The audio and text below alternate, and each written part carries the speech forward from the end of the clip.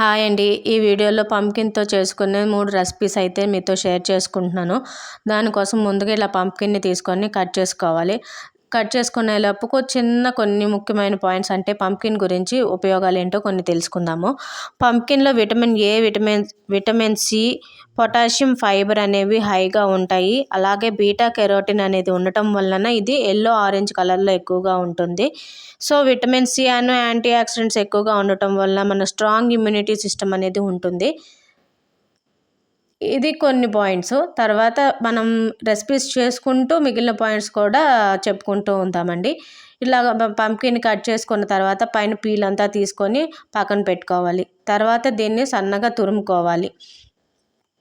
దేనికోసం ఇలా సన్నగా తురుముకుంటున్నాము అంటే పంప్కిన్ కోకోనట్ బర్ఫీ కోసం మనం ఈ పంప్కిన్ అనేది ఇలాగ సన్నగా తురుముకుంటున్నాం అన్నమాట. ఈ పంప్కిన్ అనేది మన ఐ సైట్కి కూడా చాలా అంటే చాలా బాగా ఉపయోగపడుతుందండి. ఎందుకంటారా, బీటా కెరోటిన్ అనేది ఎక్కువగా ఉండటం వలన అది విటమిన్ ఏగా కన్వర్ట్ అయ్యి మన చూపుకి అనేది బాగా ఇంప్రూవ్ చేస్తుంది. సో ఇది గుడ్ ఫర్ సైట్ అనమాట. అంటే మనకు ఒకవేళ సైట్ ఉన్నా కానీ అది అనేది తగ్గేదానికి బాగా ఉపయోగపడుతుంది అని.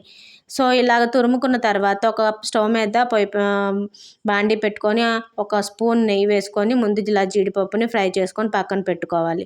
తర్వాత పక్కన పెట్టుకున్న దాని తర్వాత ఇలాగ 1 కప్ పంప్కిన్ తురుముకున్న దాన్ని దాంట్లో వేసుకొని లైట్గా రోస్ట్ చేసుకోవాలి. రోస్ట్ చేసుకున్న తర్వాత 1 కప్ ఆఫ్ కోకోనట్ని కూడా యాడ్ చేసుకొని రెండింటిని బాగా రెడ్డిష్ కలర్లో వచ్చేలాగా ఫ్రై చేసుకోవాలన్నమాట. నెక్స్ట్ వచ్చి మనకి ఈ పంప్కిన్లో హై ఫైబర్ ఉండటం వలన ఈజీగా డైజెషన్ అనేది అవుతుంది. ఇలా ఈజీ డైజెషన్ అవ్వటం వలన కాన్స్టిపేషన్ అనే ప్రాబ్లం అనేది తగ్గిపోతుంది. కాన్స్టిపేషన్ అనేది రాకోకుండా ఉంటుందన్నమాట. సో పొటాషియం ఎక్కువగా ఉండటం వలన కూడా బ్లడ్ ప్రెషర్ అనేది కంట్రోల్ చేయడానికి ఈ పంప్కిన్ అనేది బాగా హెల్ప్ చేస్తుంది. సో ఈ బ్లడ్ ప్రెషర్ అనేది తక్కువగా ఉంది అంటే, కంట్రోల్గా ఉంది అంటే కనుక హార్ట్ హెల్త్కి చాలా అంటే చాలా మంచిది. ఇన్ని ఉపయోగాలు ఉన్నాయండి. ఉపయోగాలు ఉన్నాయి ఈ పంప్కిన్లో. ఈ పంప్కిన్ని తినటం చాలా మందికి ఇష్టం ఉండదు. అది తింటే నొప్పులు వస్తాయి అది ఇది అని చెప్పేసి అంటారు. ఏ నొప్పులు రావు. ఈ పంప్కిన్ తింటే కనుక చాలా అంటే చాలా హెల్త్ బెనిఫిట్స్ అయితే చాలా ఉన్నాయండి. ఇలా కొబ్బరి అను పంప్కిన్ 2 వేగిన తర్వాత 1 కప్ ఆఫ్ అంటే 1/4 కప్ ఆఫ్ నేను నల్ల బెల్లం వేసుకున్నాను. మీరు కావాలంటే చక్కెర వేసుకోవచ్చు, లేకపోతే వేరే బెల్లమైనా వేసుకోవచ్చు. ఈ నల్ల బెల్లం వేసుకొని అది పూర్తిగా కరిగి బాగా దగ్గరికి వచ్చేలాగా బాగా ఫ్రై చేసుకోవాలన్నమాట. ఇలా బాగా ఫ్రై అయిపోయిన తర్వాత ఒక చిటికెడు యాలక్కాయల పొడి వేసుకోవాలి. తర్వాత మనం ముందుగా ఫ్రై చేసి పెట్టుకున్న జీడిపప్పును కూడా యాడ్ చేసుకోవాలన్నమాట దాంట్లో.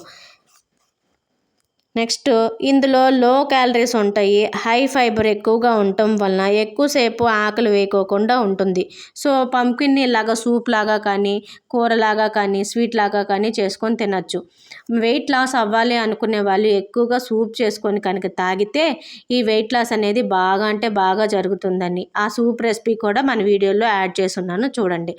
నెక్స్ట్ ఇలాగ ఫ్రై చేసుకున్న దాన్నంతా ఒక గిన్నెకి ఆయిల్ కానీ గీ కానీ అప్లై చేసుకొని దాన్ని బాగా మెత్తగా అంతా స్ప్రెడ్ అయ్యేలాగా బాగా గట్టిగా ప్రెస్ చేసుకోవాలన్నమాట. కొంచెం చల్లారిన తర్వాత పీసులుగా కట్ చేసుకోవాలి.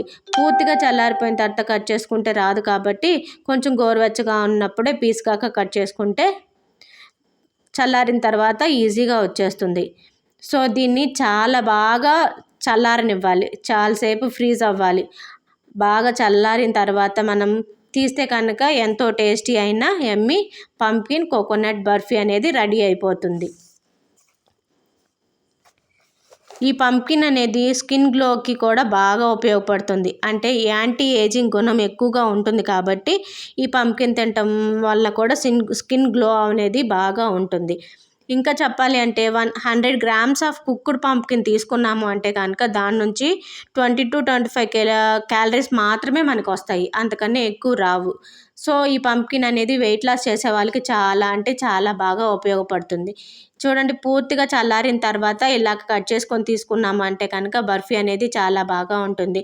టేస్ట్ చేసి చూడండి, అచ్చం చాలా అంటే బాగా ఉంటుంది. మనం కోకోనట్ బర్ఫీ తిన్నట్టు ఆ ఫీలింగ్లానే ఉంటుంది. కానీ పంకిన్ తిన్నాము అన్న ఫీలింగ్ అయితే రాదు. నెక్స్ట్ వచ్చి పాతకాలం అమ్మమ్మల కాలం నాటి పంకిన్ తీగూర అనమాట. దీనికోసం ముందుగా స్టవ్ మీద గిన్నె పెట్టుకొని ఆయిల్ వేసుకొని పోపు దినుసులన్నీ వేసుకొని, పోపు దినుసులన్నీ వేడెక్కాక కరివేపాకు, ఎండుమిర్చి కూడా వేసుకొని ఫ్రై చేసుకోవాలి. ఈ పంకిన్ అనేది ప్రెగ్నెంట్ లేడీస్కి కూడా చాలా అంటే చాలా గుడ్ అండి, చాలా మంచిది. దీంట్లో రిచ్ ఇన్ న్యూట్రియన్స్ ఉండటం వలన ఫెర్టిలిటీ గ్రోత్ అనేది బాగా జరుగుతుంది. న్యూట్రియన్స్ ఎక్కువగా ఉంటాయి కాబట్టి మన లోపల కడుపులో ఉన్న బిడ్డ ఫెటల్ గ్రోత్ నెల ఇంప్రూవ్ అవుతున్నాయి కదా, ఆ ఇంప్రూవ్ అనేది బాగా జరుగుతుంది అన్నమాట. సో ఇలాగా మనం కట్ చేసుకున్న 1/4 kg పంకిన్ని ఇలాగా ఆయిల్లో వేసుకొని ఒకసారి కలుపుకొని పెట్టుకోవాలి. మూత పెట్టుకొని ఆవిరి మీద మగ్గనిచ్చుకోవాలి. సిమ్లో పెట్టుకొని ఆవిరి మీద మగ్గనిచ్చుకోవాలి.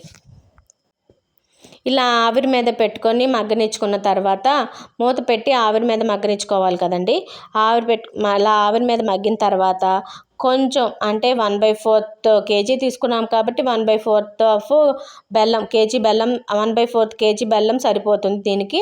ఆ బెల్లం కూడా వేసుకొని దాంట్లో కలుపుకోవాలి. వేరేగా సపరేట్గా నీళ్ళు ఏమి పోయాల్సిన అవసరం ఏమీ లేదు. ఎందుకంటే బెల్లంలో కరిగిన తర్వాత అదే బాగా కరిగిపోయి నీళ్ళుగా వస్తుంది. ఆ వాటర్తోనే ఆ పంకిన్ అనేది ఉడికిపోతుంది. సో వేరేగా మనం నీళ్ళు అనేది పోయాల్సిన అవసరం అయితే ఏమీ లేదు. ఇది చపాతీకి తర్వాత దోశ కాంబినేషన్కి చాలా అంటే చాలా బాగుంటుంది, చాలా పర్ఫెక్ట్గా ఉంటుందండి.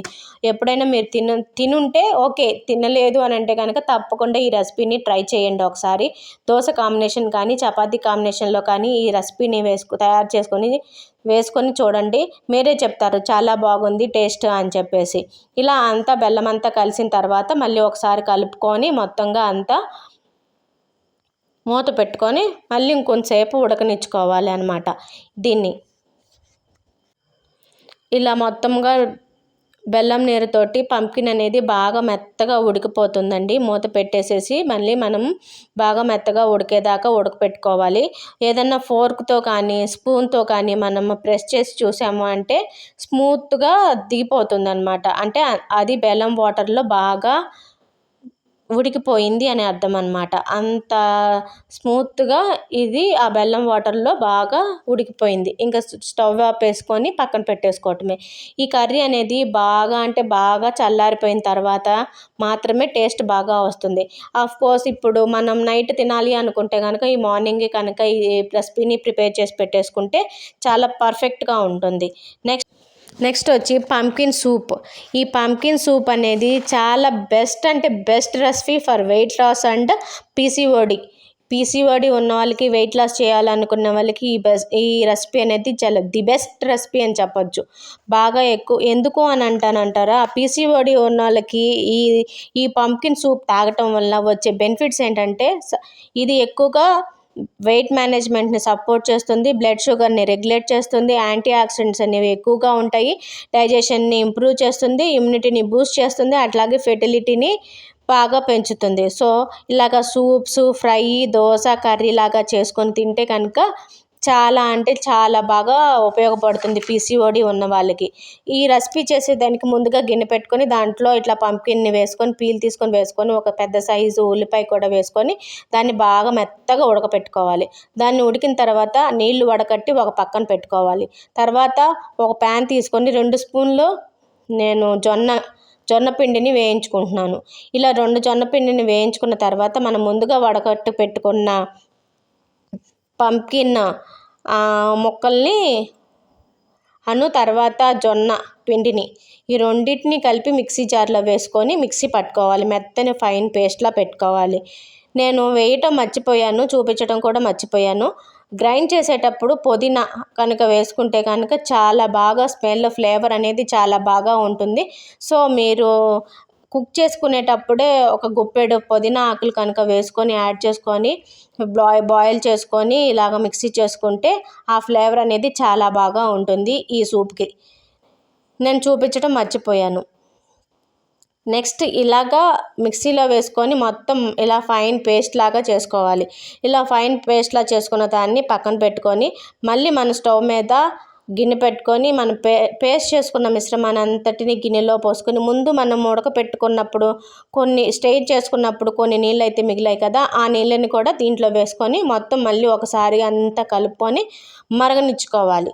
ఇలా మరగనిచ్చుకుంటే మనం జొన్నపిండిని యాడ్ చేసాం కాబట్టి జొన్నపిండి కూడా ఈ సూప్లో కలిసి కొద్దిగా కుక్ అవుతుందన్నమాట. ఇలా కుక్ అవుతాం వలన మనకి సూప్ అనేది మంచిగా బాగా వస్తుంది. ఈ పంప్కిన్ అనేది బ్లడ్ షుగర్ని కూడా కంట్రోల్ చేస్తుంది. లో గ్లైసెమిక్ ఇండెక్స్ ఉండటం వలన, హై ఫైబర్ ఉండటం వలన మన బ్లడ్ షుగర్ అనేది లెవెల్స్ అనేవి రెగ్యులేట్ చేస్తూ ఉంటుంది. సో ఇది డయాబెటిక్ పేషెంట్స్ కూడా ఈ సూప్ అనేది చాలా బాగా ఉపయోగపడుతుంది. ఇలాగ సూప్ అనేది మరిగిన తర్వాత మీ రుచికి తగ్గట్టుగా ఉప్పు, 1 స్పూన్ ఆర్ 1.5 స్పూన్ మిరియాల పొడి వేసుకొని బాగా కలుపుకొని ఇంకొంతసేపు మరగనిచ్చుకోవాలి. ఇలా మరిగిన తర్వాత ఆ సూప్ గిన్నెని పక్కన పెట్టుకొని దాంట్లోకి మనం పోపు యాడ్ చేసుకోవాలన్నమాట. దానికోసం ముందుగా స్టవ్ మీద ఇలా ప్యాన్ పెట్టుకొని 1 స్పూన్ ఆఫ్ గీ వేసుకొని దాంట్లో ఓన్లీ పోపు దినుసులన్నీ ఏమి వేయకూడదు. ఓన్లీ జీలకర్ర, ఆవాలు, వెల్లుల్లి మాత్రమే యాడ్ చేయాలి. నేను ఇక్కడ వెల్లుల్లి ఫ్లేవర్ అనేది నాకు నచ్చదని చెప్పేసి వేసుకోవట్లేదు. కావాలి అంటే కనుక మీరు వేసుకోవచ్చు, అది ఆప్షనల్ మాత్రమే. ఈ వెల్లుల్లి కూడా వేసుకొని ఫైనల్గా ఆ మరుగుతున్న సూప్లో వేసేసుకోవాలి. అదంతా మొత్తంగా కలిసేలాగా ఒకసారి కలుపుకొని ఫైనల్గా కొత్తిమీర చల్లుకుంటే మన ఎంతో టేస్టీ అయిన యమ్మీ అయిన పంప్కిన్ సూప్ అనేది రెడీ.